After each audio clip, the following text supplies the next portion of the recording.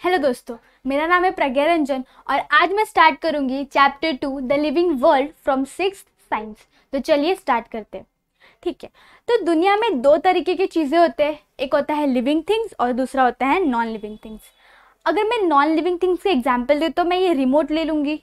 Non living things के example जैसे कि अब मैंने इस रिमोट को बोला कि जा तू एक चक्कर लगा और मेरे पास वापस आ जा, तो क्या ये रिमोट कर पाएगा?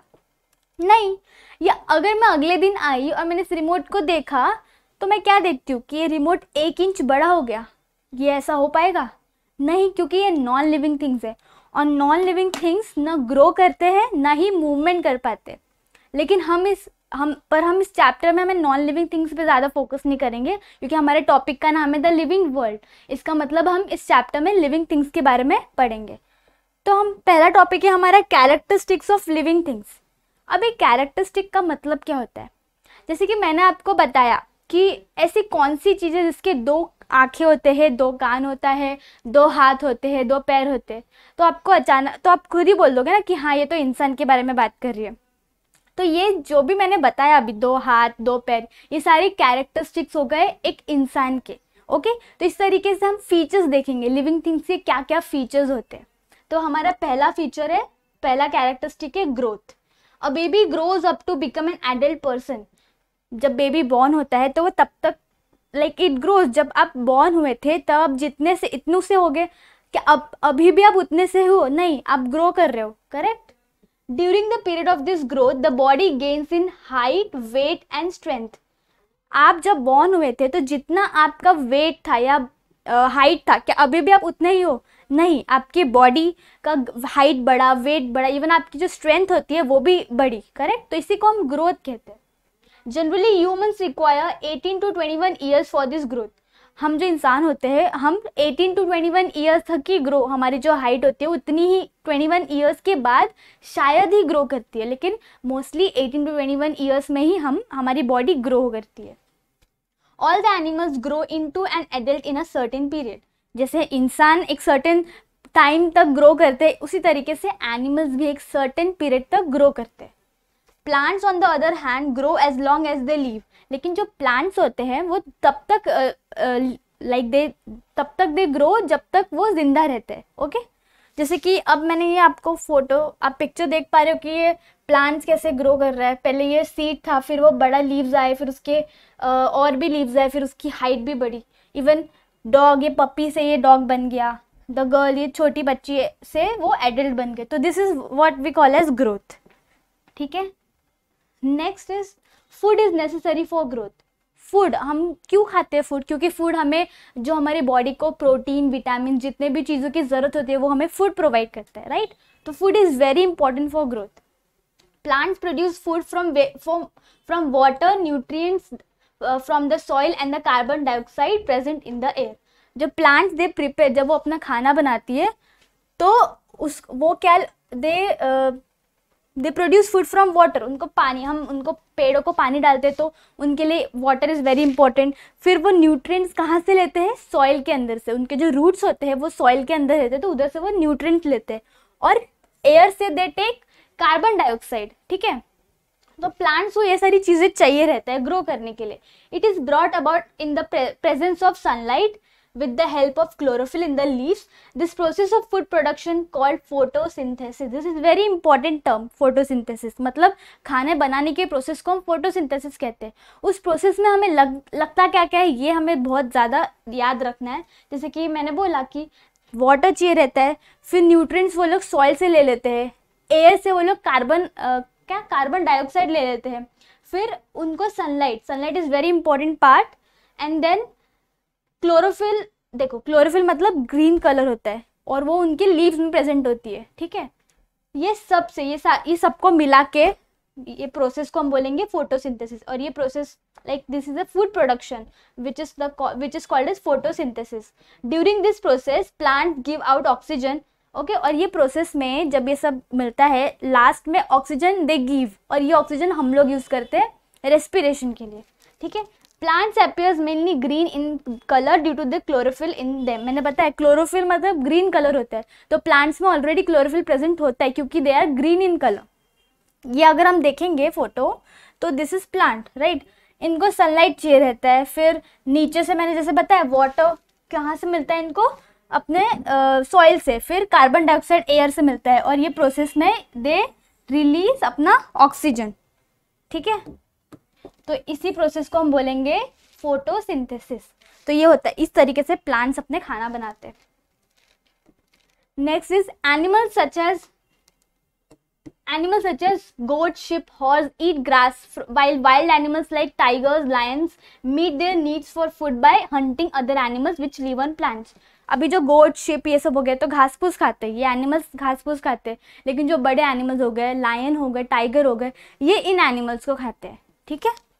The intake of the food and the resultant growth is an important characteristics of living things. Intake मतलब खाना खाना, okay. The way of eating food, इसको हम इंटेक बोलते हैं। तो जब तक हम फूड कंज्यूम नहीं करेंगे, हमें विटामिन मिनरल्स नहीं मिलेंगे, और उस वजह से हमारी बॉडी भी ग्रो नहीं करेगी। तो खाना खाना लाइक फूड, क्योंकि हमें वो एनर्जी प्रोवाइड करता है और ग्रोथ में सबसे ज़्यादा इंपॉर्टेंट होता है, ठीक है। तो ये हो गया हमारा पहला characteristics which is growth. Second is respiration. Living things need oxygen in order to live. अभी मैं देखो, आप सब आप एक्टिविटी करते करते आप रेस्पिरेशन करते ही हो, ये ऐसे आपको याद दिलाना नहीं पड़ता, ए उठ चल रेस्पिरेशन कर, ब्रीथ कर, ये आपकी बॉडी खुद ही करती है। और रेस्पिरेशन इज़ वेरी इंपॉर्टेंट, अगर ये नहीं हुआ तो ह्यूमन बीइंग सर्वाइव नहीं कर पाएगा। तो हमें ज़िंदा रहने के लिए हमें ऑक्सीजन की ज़्यादा ज़रूरत होती है, और ये ऑक्सीजन हमें कौन देता है, पहले बताया मैंने इसके पहले वाले स्लाइड पे, कौन हमें प्लांट्स देता है, प्लांट्स हमें ऑक्सीजन देता है, और इसी ऑक्सीजन की मदद से हम रेस्पिरेशन करते हैं, ठीक है। Inhaling oxygen and exhaling carbon dioxide formed in the body due to the use of oxygen is called as respiration, ठीक है। इनहेलिंग मतलब सांस अंदर लेना, हम वी इनहेल ऑक्सीजन, और एक्सहेल मतलब सांस बाहर निकालना। तो हम ऑक्सीजन को अंदर लेते हैं और कार्बन डाइऑक्साइड को बाहर निकालते हैं, और इसी प्रोसेस को हम क्या बोलते हैं, respiration, okay. Animals such as fish, snakes, mouse etcetera use specific organ called gills for respiration. अब ये लोग के पास एक स्पेसिफिक ऑर्गन होता है जिनसे ये रेस्पिरेशन करते हैं, जैसे कि हमारे लिए nose, we respiration through our nose. इसी तरीके से जो दूसरे एनिमल्स हो गए, फिश हो गया, स्नेक हो गया, ये सारे गिल, जैसे हमारे पास नोज होता है वैसे इनके पास गिल होता है, इससे ये लोग रेस्पिरेशन करते हैं। On the other hand, plants respire by means of microscopic pores on the stems and the leaves. Microscopic pores मतलब छोटे छोटे pores, pores मतलब होल, ये इनके लीव्स या स्टेम्स पे छोटे छोटे पोर्स होंगे, इनके थ्रू ये लोग अपना लेते हैं, रेस्पिरेशन करते हैं। जैसे कि अब ये 3 डिफरेंट पिक्चर्स है, ये फिश है, देखो इधर इसके गिल रहते हैं, ये ह्यूमन बीइंग जैसे हम नोज के थ्रू रेस्पिरेशन करते हैं। प्लांट्स के लीव्स पे देखो ये अगर हम माइक्रोस्कोप में देखेंगे तो हमें ये जूम करके दिखेगा, और इनमें एक पोर्स होता है जिनके मदद से प्लांट्स डू रेस्पिरेशन, ठीक है। Next characteristic is excretion. अब ये क्या होता है, waste substance are formed during the processes that take place in the bodies of animal। जो मतलब हमारी बॉडी में जैसे अच्छे चीज़ें भी होते हैं, राइट, उसी तरीके से वेस्ट सब्सटेंस भी फॉर्म होता है हमारी बॉडी में। This are called excreta and the process of eliminating them from the body is called as excretion.